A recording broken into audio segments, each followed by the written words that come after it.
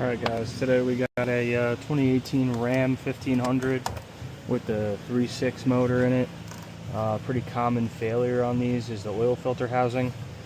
This one's like dumping out, won't hold any oil at all. Zero oil pressure when it's running, so hopefully we have no engine damage here. But we're going to have to get it to hold oil and fire it up and see what happens. So I'm going to show you guys how to do an oil filter housing on one of these today. So stay tuned, show you how to do it. First off, we're going to take this puppy off here. Lay it on the bench. These turbos out of the way. So first off, we're going to have to take this manifold off. We're going to do a time lapse on that just so you guys don't have to sit and watch everything.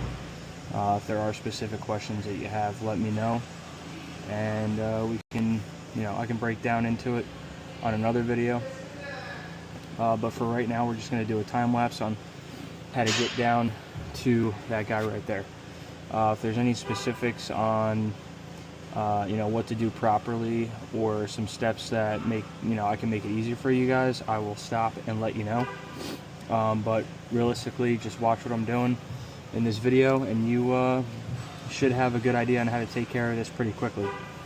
All right, so here we are.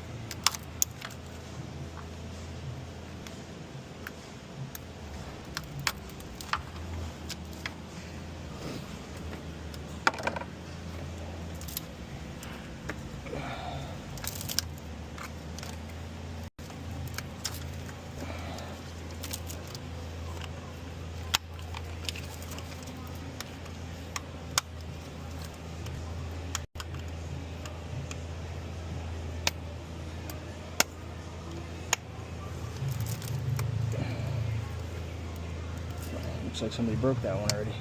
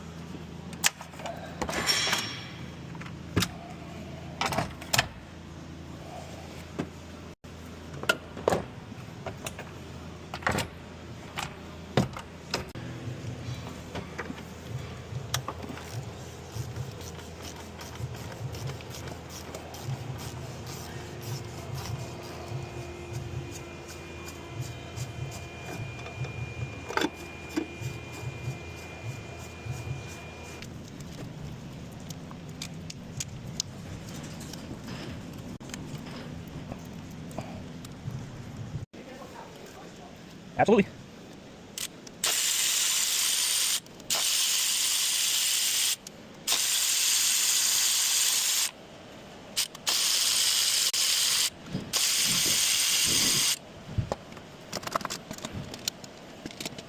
What the fuck?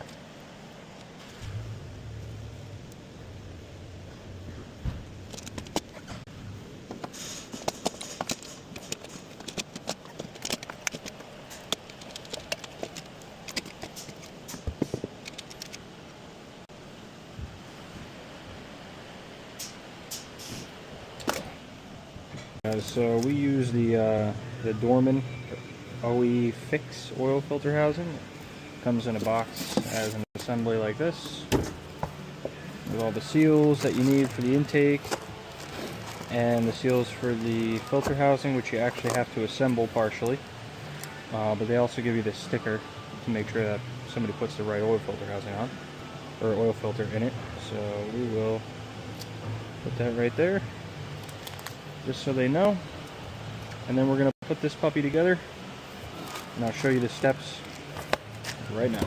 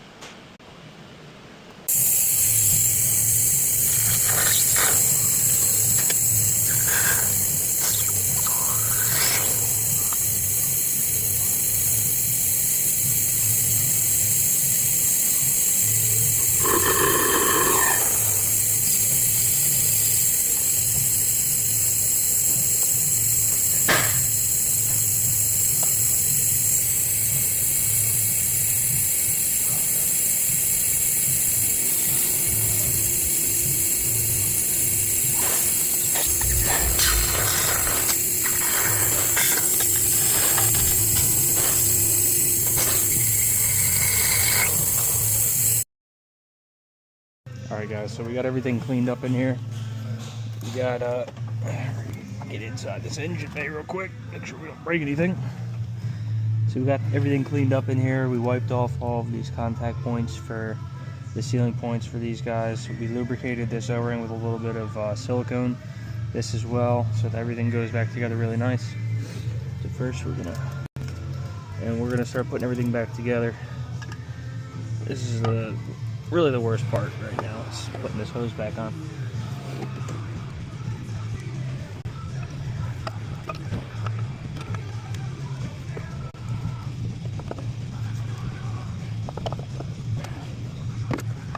Put your back on. Get these plugs in. Right over back here, lift it up, a little wiggle. Should pop right in. You gotta blow out these holes as well. You get all the, you use a fluid extractor, suck out all the oil and coolant that was down there. Blow out these holes so that nothing gets sucked into the engine when you start the motor back up. And blow out the holes where these bolts go so you don't crack anything. I'm gonna start these off by hand and then run down with the electric ratchet. Make sure they thread in.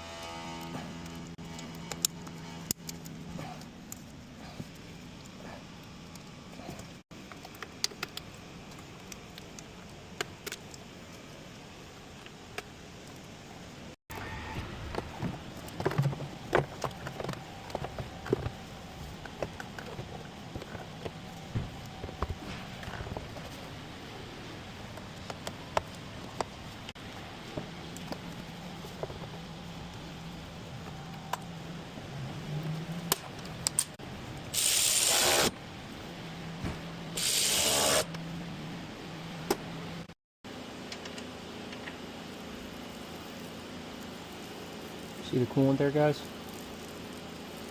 That's all coolant coming out.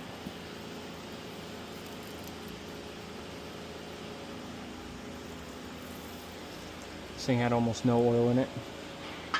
0 oil pressure when it came in. And one of the pretty solid signs that you have bad oil filter housing on these is when you're getting all that on top of the trans bell housing here. Yeah, both sides.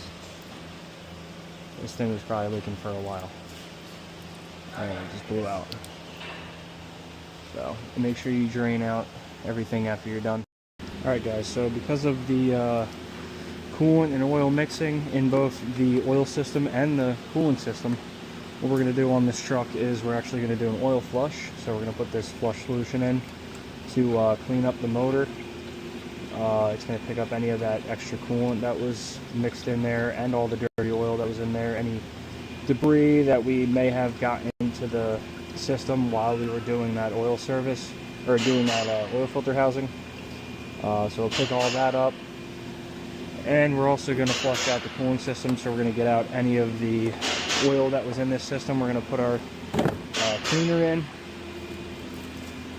our super cleaner here. We're going to put that in the system as well, and we're going to run it. Then we're going to suck out all the old coolant and drain out the oil flush that we just put in, and get this thing ready to roll. Alright guys, so we got her fired up. We top it off with some 520 after the oil flush solution. We put the cleaner in here, topped it off with a little bit of water. We're going to let it run for about 10 minutes, 15 minutes. We want to let it get up to operating temperature so that that oil cleaner can do its job, and so that this coolant system cleaner can do its job.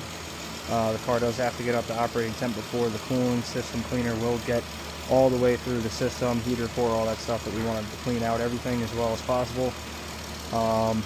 After that, we're going to suck all the old coolant out, fill it back up with some new stuff. We're going to drain out the oil, replace that oil filter, and she's going to be good to go.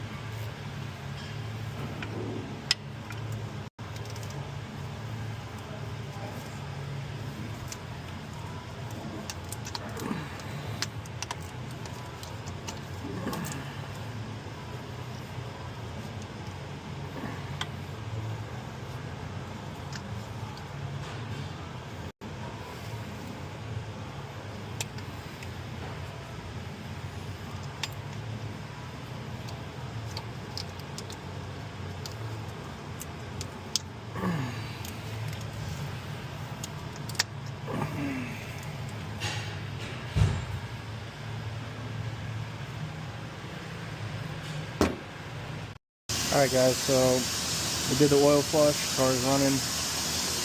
We did the coolant flush. Now we're just sucking out all the old coolant with the vacuum machine. And once we get a solid vacuum on it and all the fluid out, then we're going to fill it back up and she's going to be good to go. Alright guys, we got a good vacuum on the system. We've been on it for about 5 minutes now. We got hot coolant coming out, so that means that the thermostat's open and we blow it vacuum to the whole system. Now we're going to fill it back up.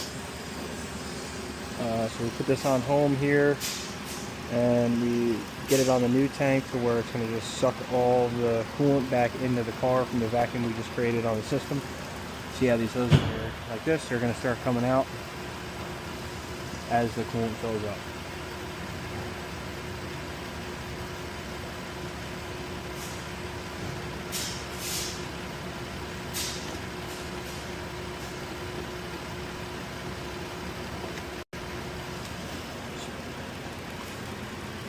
As you can see, the coolant is going down, coolant level on the machine, and it's filling the car up. Here comes the hoses. That means we're almost done.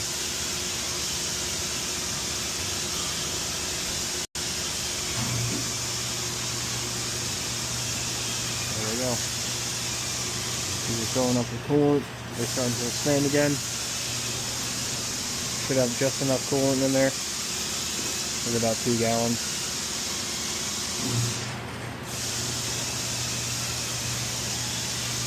Yep. Got nice hot coolant in there. Use a couple squeezes. Look at that. Oh, it's still going.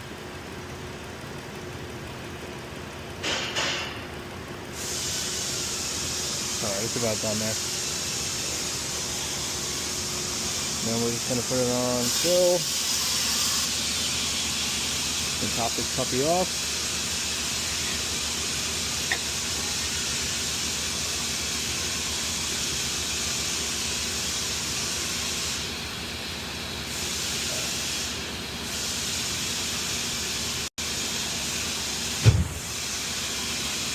Alright, we topped her off, and we're going to close it up. Let it run outside for a little bit. It should be good to go. And we got more than enough coolant in there. Alright. And that's that, you guys. It's that easy.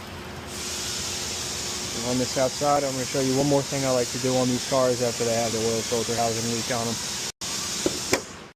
Alright guys, so I know we sucked all of the stuff out of the valley, but what I like to do with these after they get the oil filter housing leak on them, I like to just put a water hose in here and just flush out the entire valley. It's also going to rinse off the underside of the car where the oil leak was in the first place on the trans, so everything's going to get nice and clean for the customer.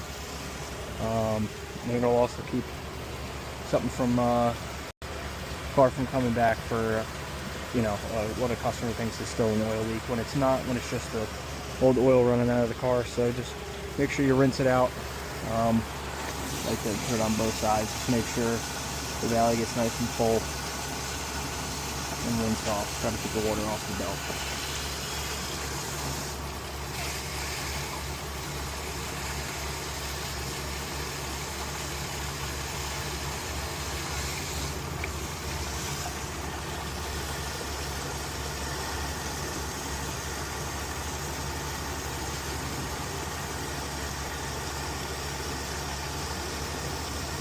And once this is all flushed out, you just let it run for a little while and the water evaporates and you're good to go.